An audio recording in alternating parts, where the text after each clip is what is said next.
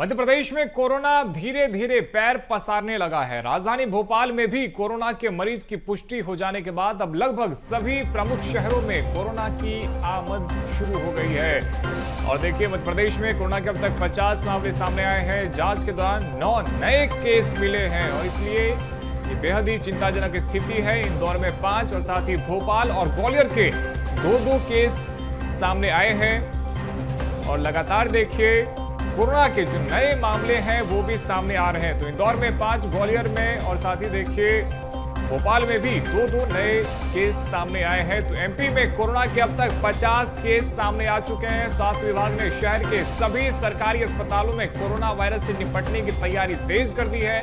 तो कोरोना संक्रमण के लक्षण से मिलते जुलते सर्दी, जुकाम, साथ ही बुखार सहित अन्य लक्षण वाले मरीजों के मास्क पर जोर दिया जा रहा है।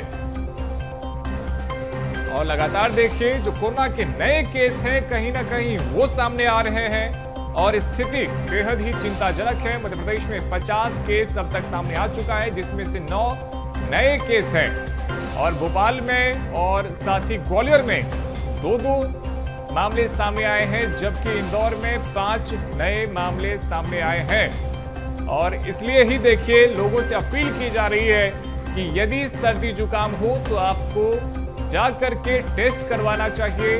और कोरोना के संक्रमण से मिलते जुलते जो भी लक्षण हैं वो यदि आप में कहीं ना कहीं पाए जाते हैं तो आपको जाकर के अस्पताल में इलाज कराना चाहिए, चेकअप कराना चाहिए, टेस्ट करवाना चाहिए।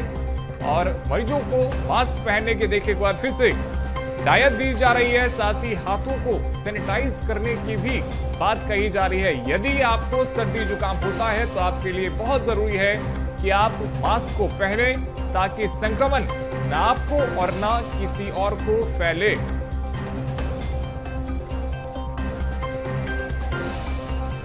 और कोविड के बढ़ते मामलों के बीच आपको कौन सी सावधानियां बरतनी चाहिए, ये भी आपको हम बता देते हैं। तो देखिए, मास्क पहनिए और हाथों की सफाई बार बार कीजिए ताकि आप संक्रमण से बच सकें। और साथ ही धूल और प्रदूषण से भी आपको बचना चाहिए। तो हाथों की नियमित सफाई करने की यहाँ पर हिदायत दी जाती है। और भीड़भाड़ वाले स्थानों से आपको दूरी बनाए रखना चाहिए। और विशेषकर यदि आपको सर्दी जुकाम है तो, और बीमार लोगों के संपर्क में आने से भी आपको बचना चाहिए, अपना बचाव करना चाहिए। और बुखार, खांसी या अन्य लक्षण दिखाई दें तो तुरंत डॉक्टर से आपको संपर्क करना चाहिए। और कोविड के बढ़ते मामलों के बीच देखिए, सावधानियां बहुत जरूरी है, क्योंकि सावधानियों से ही इस जंग से लड़ा जा सकता है। और इसलिए ही लोगों से अपील की जा रही है सावधानियां बरतने के लिए। और इस खबर पे अधिक जानकारी के साथ हमारे सहयोगी रंजन भगत हमारे साथ में जुड़ गए हैं।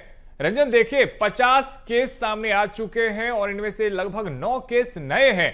और इसलिए ही लोगों से अब अपील की जा रही है कि अपने स्वास्थ्य का खासतौर पे ख्याल रखिए। और यदि सर्दी जुकाम जैसे आप में कोई लक्षण हो तो आप चेकअप भी कराइए। और साथ ही बाहर निकलने से आपको कहीं ना कहीं परहेज करना चाहिए।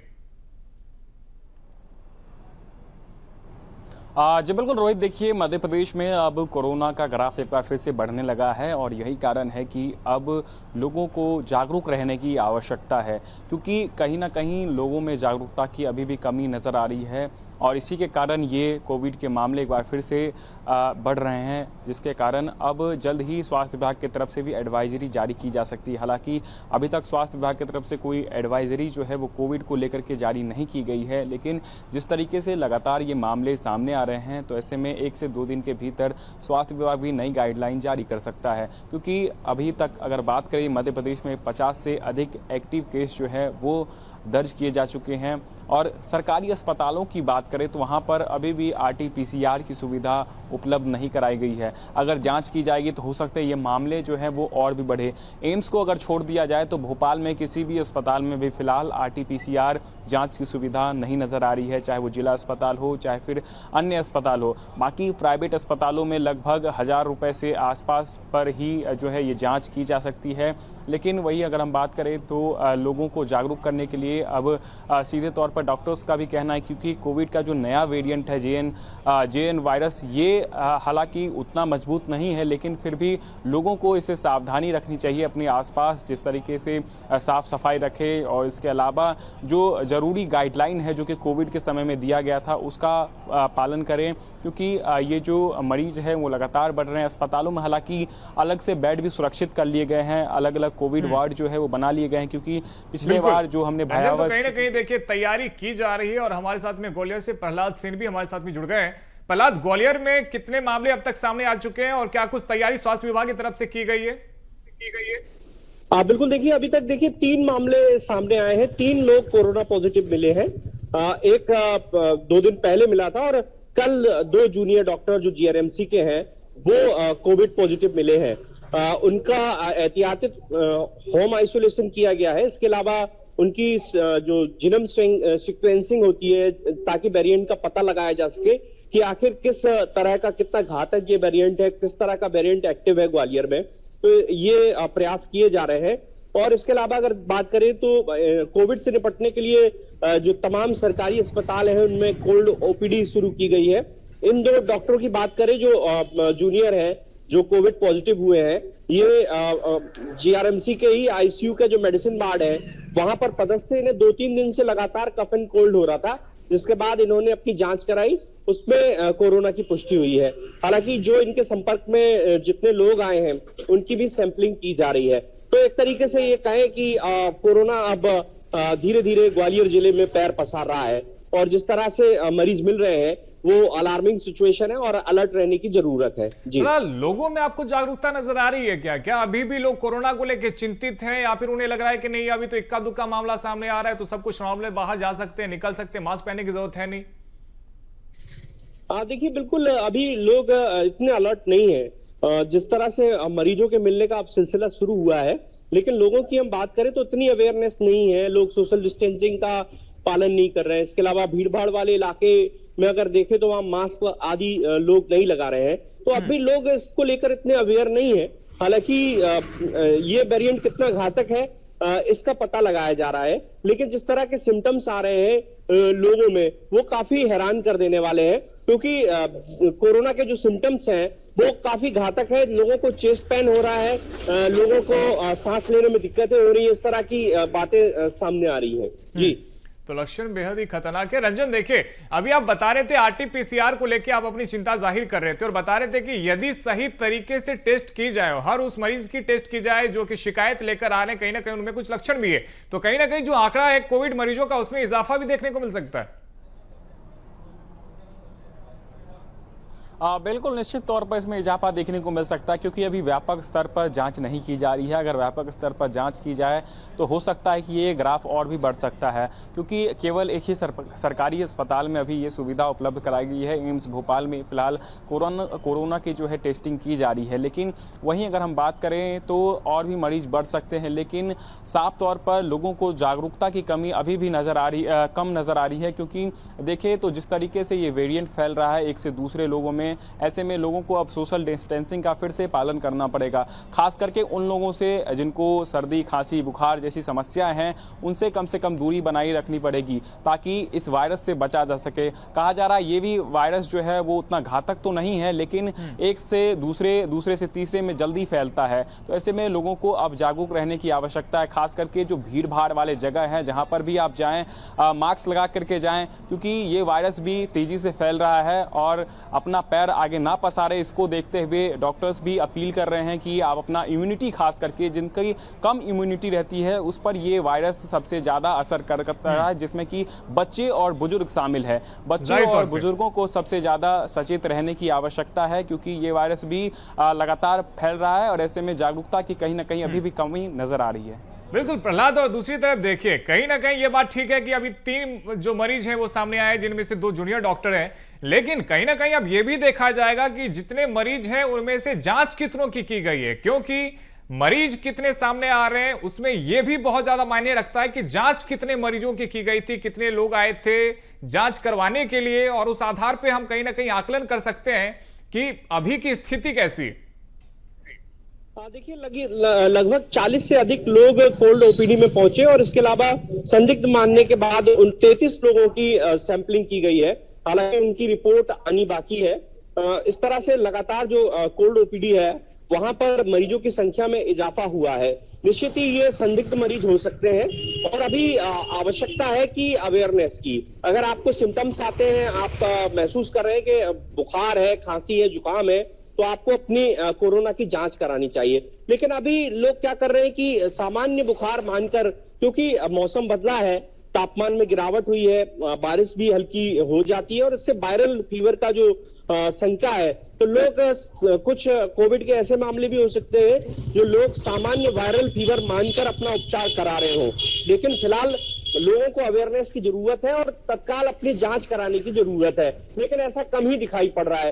हालांकि लोग कोल्ड ओपीडी में आ रहे हैं, अलग से वार्ड बनाए गए हैं, ऑक्सीजन प्लांट एक्टिव कर लिए गए हैं और तमाम इमरजेंसी से निपटने के तमाम जो संसाधन है वो जुटा लिए गए हैं। लेकिन अब लोगों की बारी है, लोग कितने अवेयर है, लोग कितने सजग और जागरूक है, ताकि कोविड का जो महामारी है, बिल्कुल जाहिर तौर पे लोग कितने जागरूक थे ये बहुत मायने रखता है। बहुत शुक्रिया प्रहलाद आपका हमारे साथ में जुड़ने के लिए और तमाम अपडेट्स के लिए। रंजन, देखिए लोग सामने आ रहे हैं, लेकिन सबसे महत्वपूर्ण ये है कि लोगों के लिए ये कोविड कोई नया नहीं है। लोग इससे पहले भी कोविड को जानते हैं, इसके बीच में जीत चुके हैं, तो ऐसे में उनके लिए भी एहतियात बरतना कोई बहुत बड़ी बात नहीं है। उन्हें अच्छे से मालूम है कि उन्हें क्या करना है, उन्हें मालूम है कि उन्हें हाथ धोना है, उन्हें मालूम है कि उन्हें मास्क का उपयोग करना है, उन्हें मालूम है कि सोशल डिस्टेंसिंग का पालन करना है। लेकिन बड़ी बात यह है कि लोग अभी भी इस कोविड को उस नजरिए से नहीं देख रहे जितना धीरे धीरे ये पैर पसार रहा है।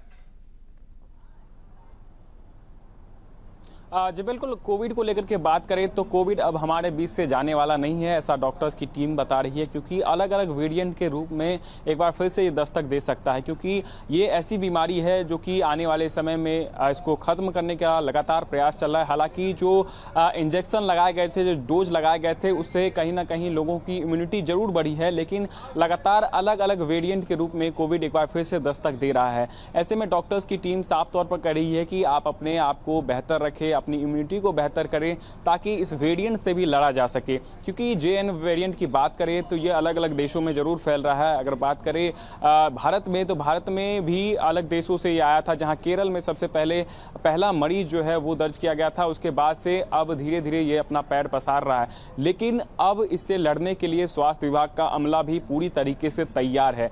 जितने भी अस्पताल है उसमें अलग से बेड जो है सुरक्षित कर लिए हैं। जो भी पुराने ऑक्सीजन प्लांट थे जो कि बंद पड़े हुए थे, उसको एक बार फिर से एक्टिव कर लिया गया है, ताकि अगर इस तरीके की स्थिति एक बार फिर से उत्पन्न होती है तो डॉक्टर्स की टीम पूरी तरीके से तैयार है। लेकिन फिलहाल ऐसी स्थिति अभी देखने को नहीं मिल रही है। हालांकि 3 से 4 मरीज लगातार मिल रहे हैं। ऐसे में डॉक्टर्स भी चिंता जरूर जता रहे हैं, लोगों को जागरूक भी किया जा रहा है ताकि इस वेरिएंट से भी लड़ा जा सके, क्योंकि कोरोना से हमने एक लंबा जंग लड़ा है और एक बार सफलता भी हासिल हुई है। ऐसे में जो अब नया वेरिएंट है उस पर भी हम अपनी जंग जो है वो जारी है। लोग लगातार जिनको भी खांसी, सर्दी, जुकाम की, क्योंकि वायरल फीवर अभी लगातार मौसम चेंज होने के कारण फैल रहा है, तो ऐसे में लोगों को जागरूक रहने की सबसे ज़्यादा आवश्यकता है। खास करके ऐसे लोग जिनकी इम्यूनिटी काफ़ी कम है, उनको जो है इससे सचेत रहना चाहिए और यही डॉक्टर्स की गाइडलाइन भी है। रंजन, देखिए और पिछली बार भी हमने देखा था स्थिति कितनी ज्यादा भयावह हो गई थी।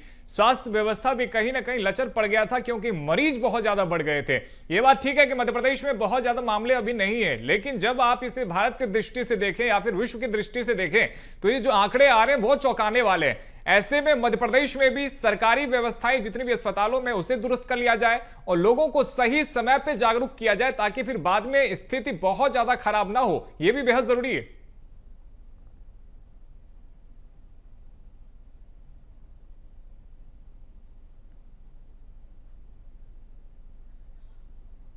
RT-PCR की जब जांच कराई गई थी तो उनमें ये संक्रमण जरूर पाया गया, लेकिन मध्य प्रदेश के अलावा अगर हम बात करें जो आसपास के राज्य है, चाहे बात करें महाराष्ट्र की या फिर गुजरात की, तो यहाँ पर कहीं ना कहीं लगातार कोविड के केस जो है वो बढ़ रहे हैं। और यही कारण है कि स्वास्थ्य विभाग का अमला अब तैयार है, क्योंकि उप मुख्यमंत्री राजेंद्र शुक्ला ने भी साफ तौर पर कह दिया था, क्योंकि स्वास्थ्य मंत्रालय की जिम्मेदारी उन्हीं के पास है, तो उन्होंने तमाम सारे डॉक्टर्स को भी सचेत रहने के लिए कहा है, क्योंकि ये वायरस कभी भी फैल सकता है और ऐसे में कोई स्थिति ऐसी उत्पन्न ना हो जिससे स्वास्थ्य व्यवस्था जो है वो डमाडोल हो जाए। और इसके लिए लगातार डॉक्टर्स की टीम भी काम कर रही है। डॉक्टरों की टीम लगातार लोगों से सतर्कता बरतने की अपील करी और हमारे साथ में एक्सपर्ट के तौर पे डॉक्टर करण पीपरे जुड़ गए हैं। डॉक्टर साहब, सबसे पहले तो आपका बहुत स्वागत है BSTV पर। और देखिए, हर किसी के मन में डॉक्टर साहब एक सवाल है, और मेरे मन में भी आता है कि पिछली बार यानी कि 2020, 21, 22 में जो हमने कोविड देखा था और इस बार ये जो नया वेरिएंट है, सबसे पहले तो आप इस पे दृष्टि डालिए कि इन दोनों में अंतर क्या है। कि पहले वाला जो 2020 में आया था वो जो कोरोना 19 वायरस था वो बहुत ही पावरफुल था, इसीलिए 4-5 दिन में ही पूरे विश्व में काफी लोगों की मौत हो गई थी। लाखों लोग America, England, Japan, Australia, Hindustan, कहीं पे भी बहुत से लोगों की जैसे ही कोरोना इन्फेक्शन होता था एकदम से 24 घंटे के अंदर सीरियस होकर के और खत्म हो जाते थे लोग। वेंटिलेटर की आवश्यकता पड़ती थी, दवाइयों की आवश्यकता पड़ती थी, उसकी शॉर्टेज के कारण लोगों को बचाना मुश्किल हो रहा था और काफी लाशें मतलब उस समय लोग बीमार होते थे और मौत के मुंह में चले जाते थे। लेकिन अभी उसके बाद फिर दूसरी और तीसरी लहर भी आई, लेकिन उतनी पावरफुल नहीं हुई।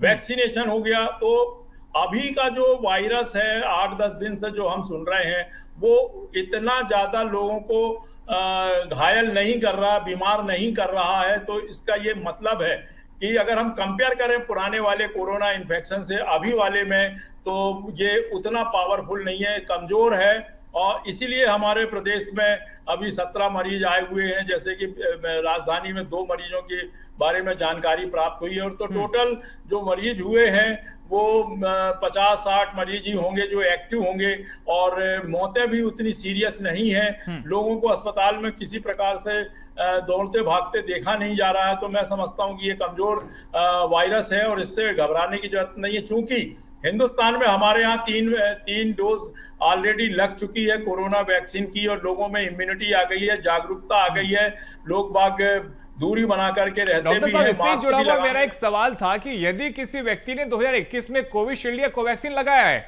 तो क्या वो इंजेक्शन अभी भी प्रभावी होगा या फिर उन्हें दूसरे डोज लगाने की आवश्यकता है? तो बॉडी में इम्यूनिटी डेवलप हो गई है और उसे वो प्रभावी रहेगा। जिस प्रकार से दूसरे वैक्सीन लगते हैं, तो इसी प्रकार से ये भी वैक्सीन आपके उसमें, अगर सरकार बोलेगी या WHO बोलेगा, कोई साइंस और टेक्नोलॉजी से उसकी जो रिसर्च होगी उसमें कि इसमें बूस्टर डोज लगाना है, तो इसमें कोई प्रॉब्लम नहीं है। हिंदुस्तान में वैक्सीन की कमी नहीं है और मैन्युफैक्चरिंग भी होता है, बनता भी है, डेवलप भी होता है और दूसरे देशों में भी देते हैं। तो यदि सरकार बोलेगी तो इसका पालन किया जाएगा और लोगों में वैक्सीनेशन भी होगा। लेकिन अभी किसी भी प्रकार से 10-12 दिन में तो देखने में नहीं आ रहा। चर्चा में जरूर आया है कि कोरोना वायरस की जो इन्फेक्शन है वो हो रहा है, और उतने ज्यादा मौतें और उतनी फास्ट हॉस्पिटलाइजेशन नहीं हो रहे हैं। अस्पताल में भी उस प्रकार से ज्यादा चिंताजनक स्थिति नहीं है। लोग बाग भीड़ पूरी मरीजों की आ रही है, उतने ज्यादा लोग मास्क भी नहीं लगा रहे हैं जितना पहले पैनिक हुआ करते थे, एपिडेमिक होता था और पेंडेमिक होता था। तो लोग बाग बहुत जागरूक होकर के अपनी जान बचा चुके हैं, और जो समझदार लोग हैं वो जागरूक हैं और दूरी भी बना के रखते हैं, स्टरलाइजेशन का भी यूज करते हैं, हाथ और सब पूरा बॉडी को स्टरलाइज करके रखते हैं, और लोग एक दूसरे के संपर्क में आने से अभी परहेज भी कर रहे हैं, भीड़ में भी नहीं जा रहे हैं। तो इतना ज्यादा डरने की जरूरत नहीं, और ये कुछ नहीं करेगा, 2-4 दिन में फिर नॉर्मल हो जाएगा, आप मान के चलिए। क्योंकि हमने देखा है जब लाखों की और करोड़ों की तादाद में इन्फेक्शन होता था वो कंट्रोल हो गया है और वो फिर बाद में नहीं फैला है। तो अभी वाला तो मैं समझता हूं कि अभी पब्लिक को डराने की आवश्यकता नहीं है, समझाने की आवश्यकता है, ताकि वो दूरी बनाकर भी रहे, मास्क भी लगा सकते हैं। बिल्कुल डॉक्टर साहब, और BSTV के माध्यम से हम कोशिश भी यही कर रहे हैं, और इसलिए हम भी आपको इस डिस्कशन में हमने शामिल किया है ताकि एक्सपर्ट की राय दर्शकों तक पहुंचे, और दर्शकों में कहीं ना कहीं कुछ भय उत्पन्न किया भी जा रहा है। ऐसे में उन्हें मालूम होना चाहिए कि नए कोविड का जो ये वेरिएंट है वो दरअसल कितना खतरनाक है और इसके लक्षण क्या है। और मैं चाहूंगा एक बार आप लक्षण पे भी डॉक्टर साहब नजर डाल दें, क्योंकि आमतौर पे सर्दी और खांसी मौसमी बीमारियों के कारण भी होता है, मौसम में बदलाव होता है। तो ऐसे में आम व्यक्ति को कैसे मालूम हो कि ये जो सर्दी या जुकाम उसे हुआ है ये मौसमी बीमारी के कारण नहीं हुआ, बल्कि इसमें कहीं ना कहीं कोविड के लक्षण है? देखिए, जो रेस्पिरेटरी ट्रैक्ट इन्फेक्शन होते हैं ये 2 प्रकार से होते हैं। एक होता अपर रेस्पिरेटरी ट्रैक्ट इन्फेक्शन, यानी नाक और गले के ऊपर वाले भाग में इन्फेक्शन होता है वायरस के कारण, और एक होता है लोअर रेस्पिरेटरी ट्रैक्ट जो ब्रोंकस के नीचे लंग्स में एल्वियोलाई तक उसके बेस तक में हो जाता है जो, और उससे निमोनिया भी हो जाता है। तो यदि आपको सर्दी जुकाम हल्का फुल्का है अब तो आप डॉक्टर से सलाह ले सकते हैं, इसमें कोई कोताही ना करें। और अगर आपको उसके साथ में सांस लेने में तकलीफ होती है, खांसी काफी चलती है, बेचैनी होती है, खांसते खांसते माथे में पसीना आ जाता है, बुखार आता है, सीने में दर्द होता है और कमजोरी अचानक आती, तो इसमें इतनी लेट लतीफी ना करते हुए नजदीक के चिकित्सालय डॉक्टर और जो भी एक्सपर्ट लोग रहते हैं, विशेषज्ञ रहते हैं, उनसे जांच करा लेने में कोई भी हानि नहीं है। क्योंकि आपको अधिकांश लोगों को मैं समझता हूं कि 80-90% से ज्यादा लोगों को हिंदुस्तान की पब्लिक में 3 वैक्सीनेशन 3 डोज लग चुके हैं, बॉडी मजबूत हो चुकी है, इम्यूनाइज हो गई है, लोग बागों का खाना पीना, रहन सहन, स्टैंडर्ड ऑफ लिविंग, ये सब में सुधार हुआ है। बच्चे स्कूल लगा करके इस प्रकार से जब सुनने में आता है तो इसको मास्क लगा के मम्मी पापा उन्हें भेजते हैं। और बाजार में हाट में अभी भी लोग बाग थोड़े बहुत देखने में आते हैं कि मास्क लगाए हुए हैं ड्यूटी के समय भी, क्योंकि जागरूक हैं वो नहीं चाहते कि हमको सर्दी जुकाम भी हो और कोरोना नाम का इन्फेक्शन हो और जान खतरे में जाए। क्योंकि इसका जो वेरिएंट है ये बहुत कमजोर है, इसलिए किसी को भयभीत होने की जरूरत नहीं है। और मास्क लगाएं, दूरी बनाएं और स्टरलाइज रखें अपनी बॉडी को, बार बार हाथ वगैरह साफ करें, मुंह साफ करें, चेहरा साफ करें और साबुन से साफ करके उसको धोएं। और जो सर्दी खांसी वाले लोग हैं उनसे दूरी बनाकर रखना बहुत ही जरूरी है। आपको डरने की जरूरत नहीं है, क्योंकि ये अब कुछ नहीं करेगा। जैसे दूसरी और तीसरी लहर आकर के चली गई और ज्यादा लोगों को हानि नहीं हुआ और हम सब सतर्क होकर के और सुरक्षित भी हो गए हैं, बॉडी मजबूत हो गई है, खाना पीना सुधार है, लोग बाग जागरूक हो गए हैं, तो इससे पैनिक होने की आवश्यकता नहीं और कुछ नहीं करेगा ये, ऐसा मेरा मानना है। अनुभव बोलता है कि लोग बाग स्वस्थ रहेंगे और इससे कोई ग्रसित नहीं होगा, क्योंकि बहुत ही हल्का फुल्का वाला है।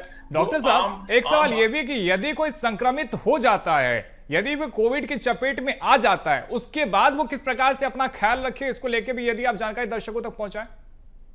बहुत बढ़िया। अगर मान लो जी उसको पता चल गया कि ये कोविड-19 से पॉजिटिव है, तो भी घबराने की जरूरत नहीं है। हर चिकित्सालय में, हर शहर में, हर जो वार्डों में तक जो अस्पताल हैं, पीएचसी है, सीएचसी है, वहां पे पूरी दवाइयां, डॉक्टर, नर्सेज और वेंटिलेटर, इस प्रकार से ऑक्सीजन सब भरपूर प्रचुर मात्रा में है एवरीवेयर इन द इंडिया। चाहे दिल्ली हो, चाहे केरल हो, चाहे मद्रास हो, कहीं पे भी माननीय मुख्यमंत्री जी, स्वास्थ्य मंत्री जी, प्रधानमंत्री सबने। और जो पहले कोरोना पहली बार आया था 2020 में फरवरी मार्च में, उससे तो अभी ज्यादा जागरूक और तैयारी है। अस्पताल पूरे भरे हुए हैं, वेंटिलेटर खाली पड़े हुए हैं, डरने की जरूरत ही नहीं है। कहीं पे भी, किसी भी अस्पताल में, नर्सिंग होम में और क्लिनिक्स में, सब जगह इसकी पर्याप्त प्रचुर मात्रा में उपलब्धता है और मास्क है और सैनिटाइजर है और इस प्रकार से जो सावधानी बरतने की चीजें हैं उसके स्लोगन लगे हुए हैं, उसके चार्ट लगे हुए हैं, लोग समझाते भी हैं। तो आया जरूर है। जैसे हांगकांग में 10-15 लोग खत्म हो गए हैं, दिल्ली में बता रहे हैं, केरल में 1-2-4 केसेस हुए हैं, तो इससे चर्चा में जरूर आया है। चर्चा में आने से हम लोग जागरूक हो गए हैं, हम सावधान हो गए हैं, हम अपनी सुरक्षा अब खुद कर लेंगे, इसलिए इसकी संख्या में बढ़ोतरी नहीं होगी और 2-4 दिन में ये ठीक हो जाएगा। लेकिन सर्दी खांसी जुकाम वाले जो लोग आपके आसपास आते हैं उनसे बचें। और यदि आपको हो गया तो आप उसका एंटीबायोटिक, एंटी इन्फ्लेमेटरी दवाई और खांसी की दवाई ये ले करके आप स्वयं उसको ऑब्जर्व करें, परिवार के लोग उसको ऑब्जर्व करें कि ये मॉनिटर करें इसको कि ये अच्छा हो रहा है, बढ़ रहा नहीं है, और नहीं तो फिर अस्पताल में जाकर के तत्काल ठीक हो जाएगा। मैं समझता हूं कि इसमें किसी भी प्रकार से डरने की जरूरत नहीं है, लापरवाही करने की जरूरत नहीं है, सावधानी बरतने की जरूरत है और पूरा देश सुरक्षित रहेगा, बढ़ेगा नहीं। डॉक्टर साहब, कई बार देखने को मिलता है जो वायरस है वो अपना रूप बदलता है। ये बात ठीक है कि आप बता रहे हैं कि अभी जो कोविड है वो बहुत ज्यादा खतरनाक नहीं है, लेकिन क्या इसकी संभावनाएं है कि आने वाले दिनों में यदि ये अपने रूप में बदलाव लाता है तो क्या वो और ज्यादा खतरनाक हो सकता है, जैसा पिछली बार हमने देखा था? अभी का जो अनुभव 4-5 साल का जो अनुभव ये बताता है कि अब ये उतना ज्यादा खतरनाक रूप धारण कर रहे हैं समाज में और पब्लिक को परेशान नहीं करेगा, क्योंकि सभी सुरक्षित हो चुके हैं। और ये तो और दूसरा वेरिएंट भी आ सकता है, जैसे बीच में आया था, तो ऐसा होने में तो मैं कुछ भी उसमें अपनी घोषणा नहीं कर सकता, लेकिन साइंस एंड टेक्नोलॉजी और रिसर्च, WHO, ICMR और शासन इसकी घोषणा जरूर करेगा अगर किसी प्रकार का बदलाव होता है, क्योंकि सभी प्रकार के मरीजों की जांच होती है। इससे संबंधित जो भी लक्षण पाए जाते हैं, साइन सिम्टम्स पाए जाते हैं सर्दी जुकाम बुखार के, और सांस में तकलीफ होती है, तो इसकी पूरी कंप्लीट जांच होती है कि कोई वेरिएंट या म्यूटेंट तो नहीं है, कोई नया तो नहीं है। और अगर ऐसा आएगा तो पूरे अस्पतालों में इसकी व्यवस्था है जांच की, और उसका डिक्लेरेशन होगा ताकि लोगों को इसकी जानकारी मिलेगी आप सभी के माध्यम से, चिकित्सकों के माध्यम से, और उसका रखरखाव मरीज का होगा, बचाव होगा और प्रिवेंशन भी होगा। बिल्कुल, बहुत शुक्रिया डॉक्टर करण पिपरे साहब आपका हमारे साथ में जुड़ने के लिए और तमाम जानकारी के लिए। साथ ही रंजन, आप भी हमारे साथ में जुड़े थे, आपका बहुत शुक्रिया जुड़ने के लिए और तमाम अपडेट्स के लिए।